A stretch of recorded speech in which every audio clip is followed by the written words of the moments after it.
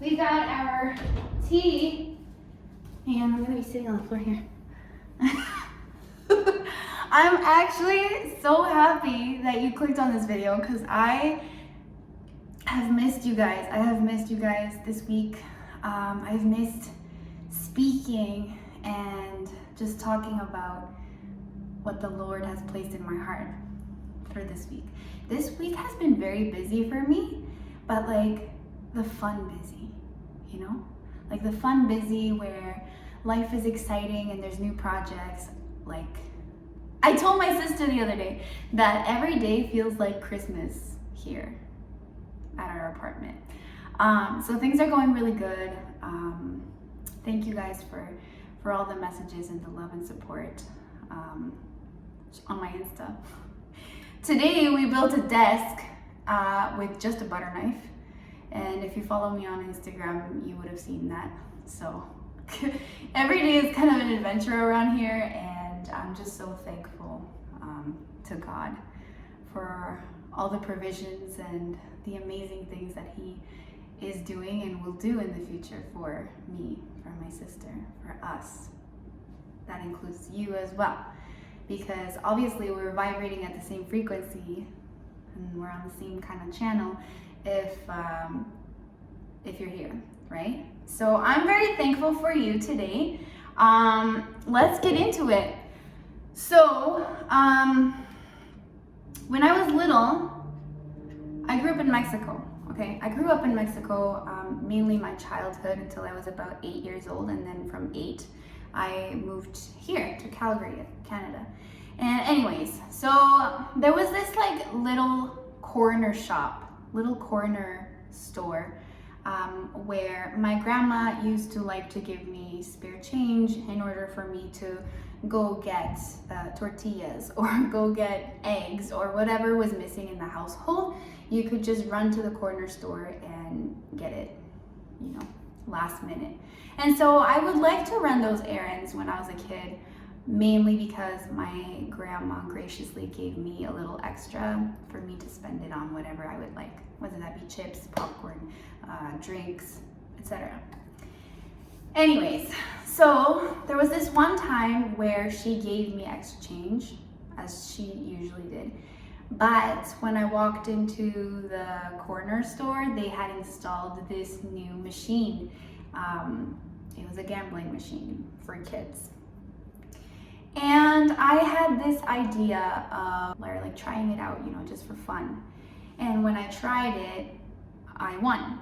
But that's how they get you. So I won and I got extra money, and then I came back and I told her like, look, I got you extra money. And she's like, you can keep it. And I was like, oh, cool. So with the extra money that I was building up from my profitable gambling addiction at the age of 5, I would go back and play more games and either lose a lot of money or win a lot of money. But yeah, I was always kind of using the money in that sense when I was a little kid. No, I don't have a gambling addiction now. I'm fine. But anyways, later on we moved to Canada and my mother did the same thing.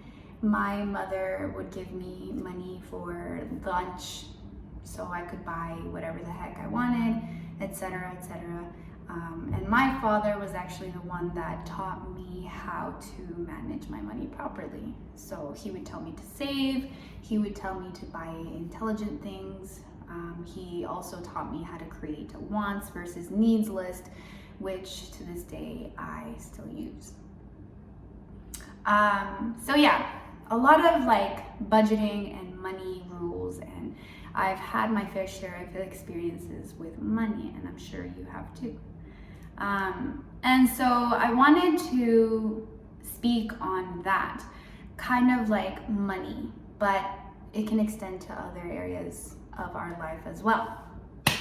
And so this has been something that has been placed in my heart recently because, you know, I've moved into my apartment with my sister, and the most popular frequently asked question is, how do you pay for your rent? How are you surviving? And my favorite answer is God. Because it's true. Like, I sat down the other day. This is another story. I went to the coffee shop the other day because we don't have Wi-Fi yet. So I went to the coffee shop and sat there, and I started working like administration stuff. So I started like seeing my budget. I started seeing where my money was going, how I was using it, what I should cut, what I should, invest more in, etc., etc. Boring money talk. But anyways, I came to the realization that I actually don't know how my phone bill and how my gym bill are being paid, because funny enough, I can't find the billings on either my credit card nor my debit card. Like anywhere. I literally went on a witch hunt and I looked for it like throughout the months, and I don't know, they're taking the bills are getting paid somehow, but it's just not showing up on my statements. And so I just started laughing because Paola, my sister, came to visit me at the coffee shop, and then she's like, what are you looking for? And I tell her, I'm like, my gym and my phone bill. And she's like, well, are you paying it? And I'm like, yeah, of course I'm paying it. I have to be, but I just don't see it on my statements. And then I jokingly said, oh, what if like God was paying for that, from his bank account? Because I promise you guys, I cannot find it in my statements. And now I'm kind of scared to go asking, because what if I owe like $1 billion? But anyways, hopefully not. But yeah, I realized in that moment that I was paying for certain things that weren't useful to me anymore. I used to have a printer that if you subscribe to the printer, they bring you like the clips, the ink cartridges, and I don't have a printer anymore. So I'm literally paying for this subscription for nothing. Disney Plus, I don't really have time to watch TV anymore, and so I'm kind of like letting my money go on things that I don't serve me anymore. And so I just felt like God was kind of poking at me, like, this is what I want you to talk about. This right here, money and blessings. This is the message that I want you to talk about this week. Which is crazy, because I was actually stressing, y'all. I was actually stressing about what I was going to talk about today, because I had nothing. I literally had nothing. I haven't had time to like sit and meditate and think for a bit. It's just been crazy, in a fun way. But still, I haven't had time to like organize and like plan something out, and but it was revealed to me, like, this is what I want you to talk about. And so, yeah. So in the Bible, and I'm sure you've heard of this story if you went to Sunday school, and if not, well, here it is for the first time. It's found in Matthew 25, and it's the parable of the talents. And so I'm not gonna read it all, like word for word, because that's boring, right? And that's why you didn't attend Sunday school, because it was boring. That's me. So I'm just gonna like kind of paraphrase it, and then if you want to go and read it yourself, it's in Matthew 25. I had to change positions and turn on the light because it was getting too dark and my phone was about to die. So anyways, enjoy this nice painting in the background. So again, the kingdom of heaven can be illustrated by the story of a man going on a long trip. He had 3 servants, and he entrusted his money to them while he was gone. He entrusted his wealth according to each of the servants' abilities. Remember that. So to the first servant, he gave 5 bags of silver. To the second, he gave 2 bags of silver. And to the third, he gave 1. And then he left on his trip. So then the servant who received the 5 bags, he invested the money and he earned 5 more. So the first servant doubled the income and made 10 bags of silver. And then the second one did the same. So he got 2 bags, he put them to work, he invested it, and then he came back with 4 bags of silver. And then the third one, it says here, but the servant who received the 1 bag of silver dug a hole in the ground and hid the master's money.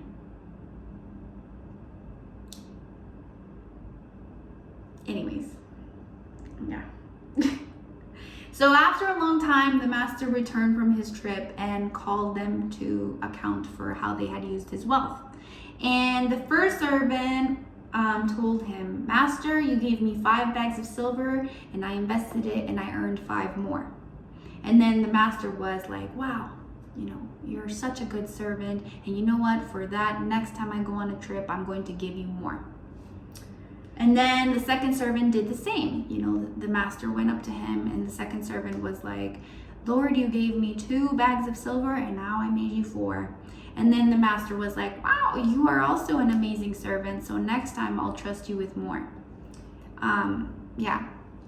But then he went to the third servant, the one who hid the bag in the ground. The servant with the 1 bag of silver came and said, "Master, I knew you were a harsh man, harvesting crops you didn't plant and gathering crops you didn't cultivate.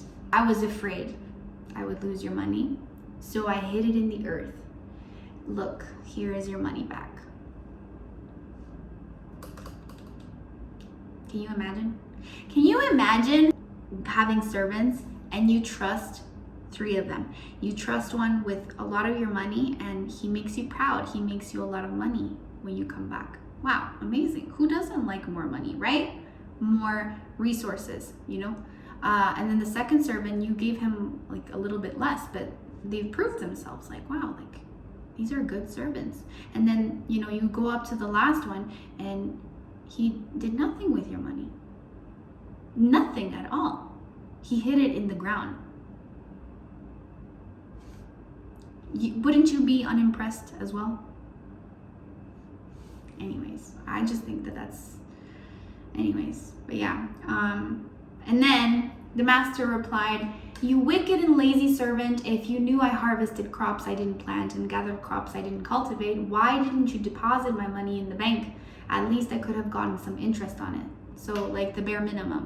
He's basically asking the servant, why didn't you do the bare minimum with my money? Why did you put it under the ground? If you knew that I was a harsh man, why would you piss me off by not doing anything productive with my money and my resources? Then the master ordered, "Take the money from this servant and give it to one with the 10 bags of silver. To those who use well what they are given, even more will be given to them, and they will have abundance. But to those who do nothing, even what little they have will be taken away. Now throw this useless servant into outer darkness, where there will be weeping and gnashing of teeth."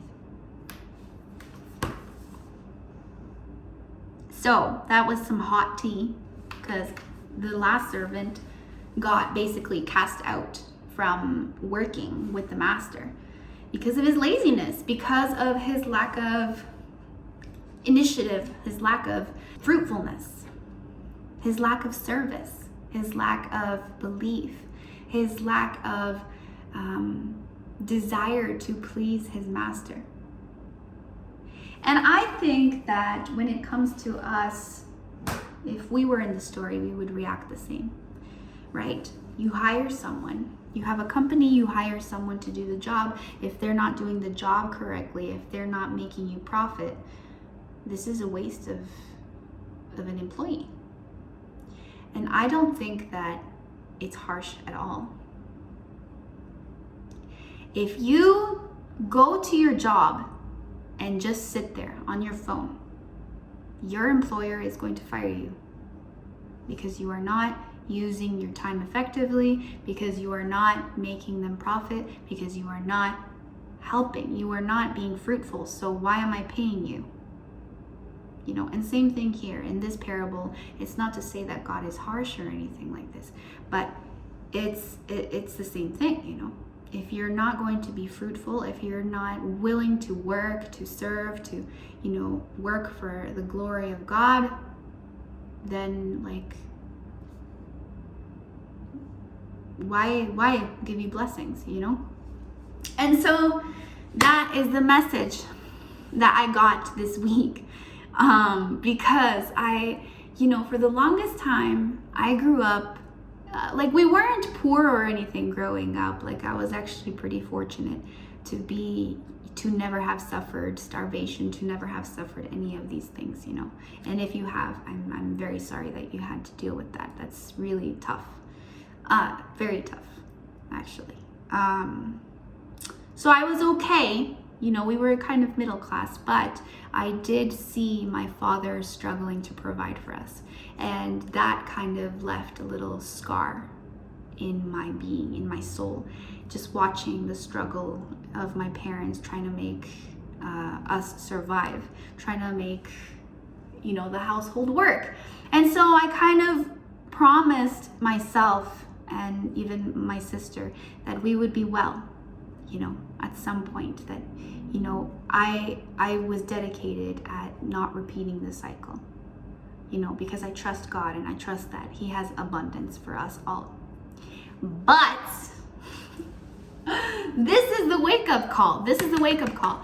God is an abundant God, and He's willing and He loves blessing us. He really does. But there are two things we must consider.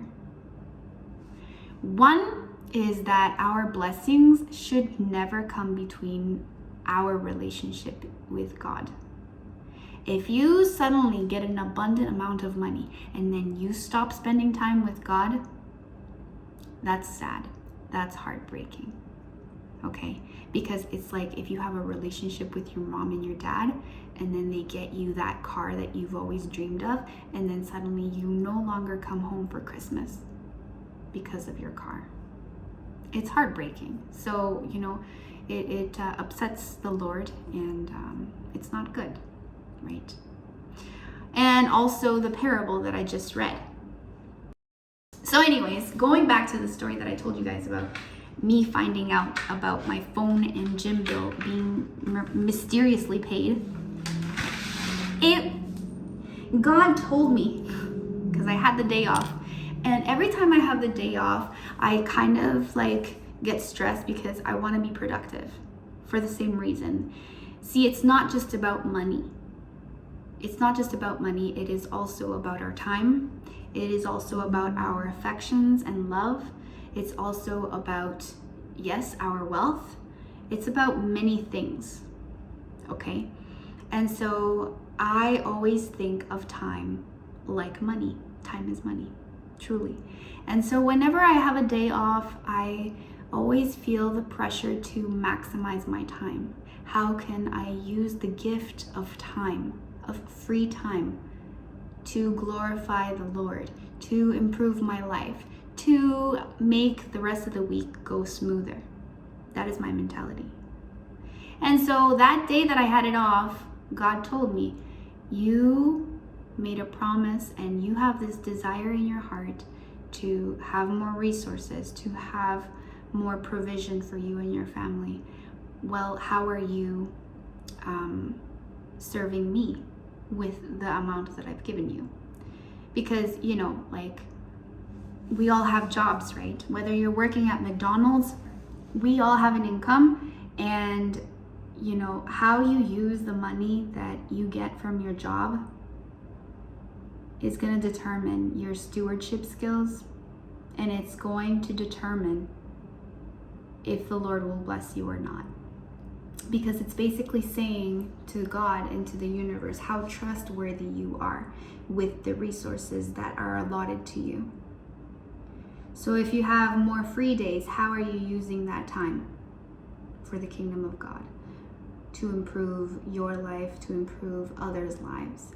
If you are given more money, how are you using that money effectively? Are you just wasting it on food? Are you just wasting it on drugs? Are you just wasting it on good times? Or are you putting it to work? Are you multiplying it? If someone compliments you, are you gonna hold that compliment, that love that was given to you, and let it die with you? Or are you looking for ways to keep it flowing? Because everything in this life is flowing. And the fact that you don't use your money effectively to bless others, to bless your own life, you're stopping the flow. You're stopping the blessing that is running through you. Because every time you get a blessing from the Lord, in whatever medium you want to receive it in, if you don't pour it out, you are being selfish. You are harming society. And you will lose it. Because that's what the word says. That's what the word says. I'll read it again. But those who do nothing, even what little they have will be taken away. And this is a promise. This is a promise. If you don't do anything to keep the flow going, to bless others with the blessings that you've received, to multiply the blessings that you've received, to show God and yourself that you are capable of having such responsibility, then you're not going to get blessed. Because you wouldn't give a child, a 3-year-old, $100 as easily as you would give maybe your 20-year-old $100, because it's different responsibilities, right? And maybe you would give the 3-year-old $100 if they suddenly got up, started talking normally, and were emotionally intelligent, right? So it's the same thing here. The Lord is never going to bless you, is never going to give you the things that you want if you're not ready for it. So the best thing to do is to pray for God to help you cultivate, to help you grow those talents. Praying for the cultivation of those qualities is actually similar to putting your money, his money, in the bank. That's the bare minimum that you can do.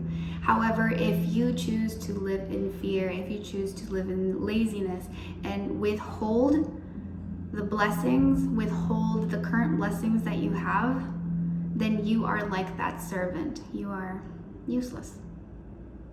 It's harsh, but it's true. You become useless in the kingdom. And in the world too. The bare minimum that you can do is pray. Is pray that God will cultivate the skills that you need in order to handle more blessing. And so anyways, so this week God told me if I want to receive more abundance in terms of finances, that I should probably go and clean out my finances. I should probably toil the soil, because that's another thing. You have to toil the soil in whatever field you wish to be blessed in before he plants the seed, before he gives you the seeds to go plant them yourself, to go harvest the crops, right? Because you can't just throw seeds into the field and expect them to sprout. It's not going to happen. It's not going to happen. You don't even have to farm or garden to know that. If you throw seeds, it's not going to sprout. The soil has to be toiled, has to be nurtured in order for you to plant the seed and start growing. So same thing here. God beckoned me to take a look at my finances, to budget, to see where my money is going, and make room for more. And this can be applied into our relationships as well. Right? How are you currently flourishing or tending to your current relationships? Are you perhaps still associating with people that lead you astray? Do you need to prune those things? Do you need to groom your love life? Maybe you need to get rid of that toxic person in your life. If you want true love, you need to get rid of that toxic person, because you're not making room for the blessing. You want to get wealth? Stop spending it on, just pleasure. Use the blessings that God has given you right now. Multiply them before he doubles your multiplication, because God is a God of multiplication. not a God of subtraction. So, yeah. And in this case, you know, when I was little, I used to read this story and kind of feel bad for the third servant, because I used to think like, you know, he's just scared. And I identified with the third servant because, you know, I've always been nervous to step out in faith and serve the Lord, because I always thought of myself as unworthy or incapable of serving. And so I would do the same as the third servant. I wouldn't do anything. I would just remain quiet. When people would ask me about God or Jesus, I would stay quiet, be out of fear.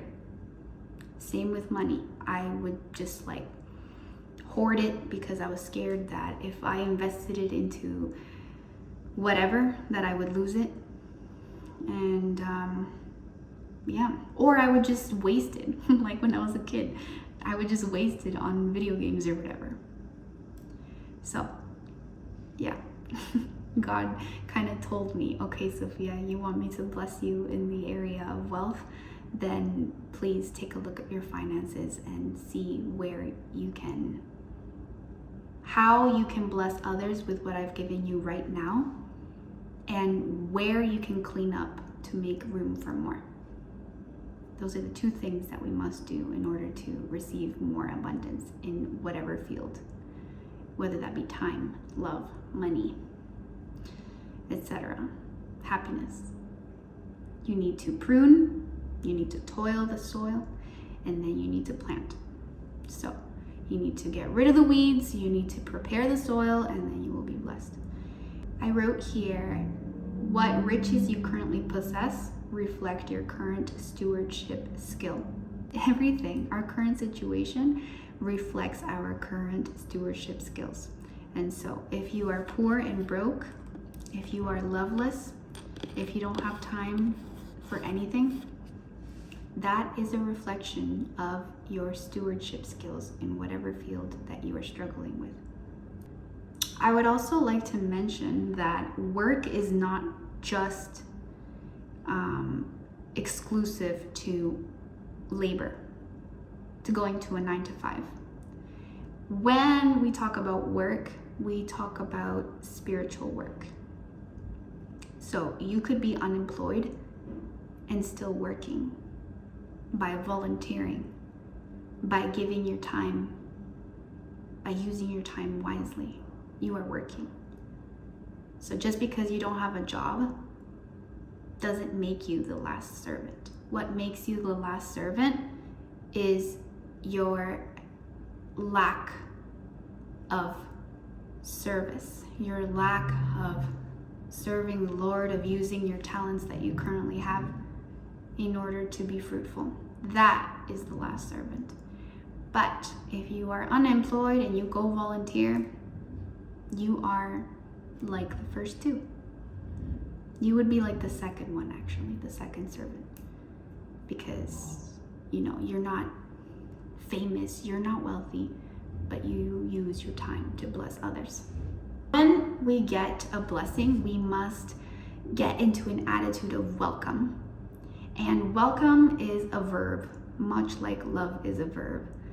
And welcome is a verb, which means that action must support a welcome. You can't just have a guest over at your house and say welcome and then just not be attentive to them, right? So, same thing here.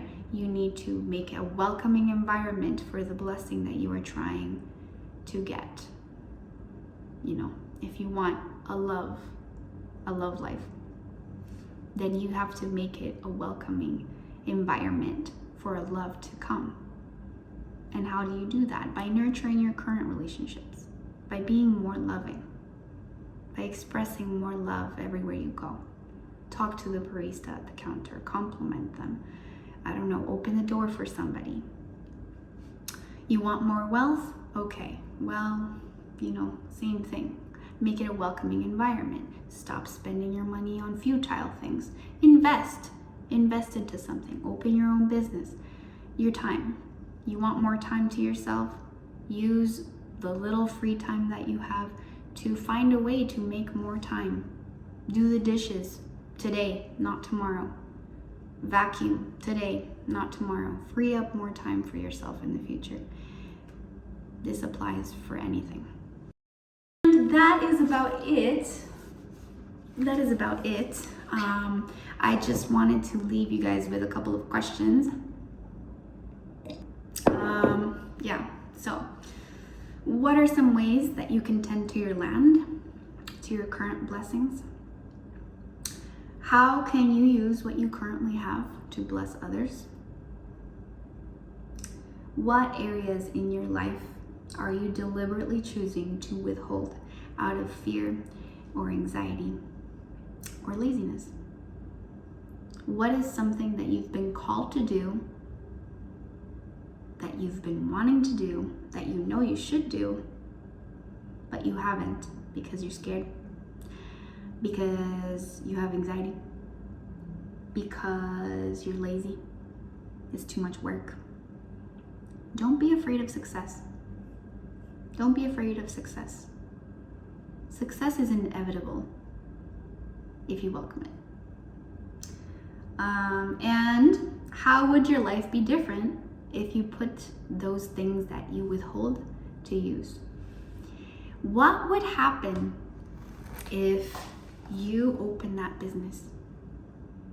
How would your life change? What would happen if you started being more affectionate and caring towards others? What would happen if you stopped blocking your potential?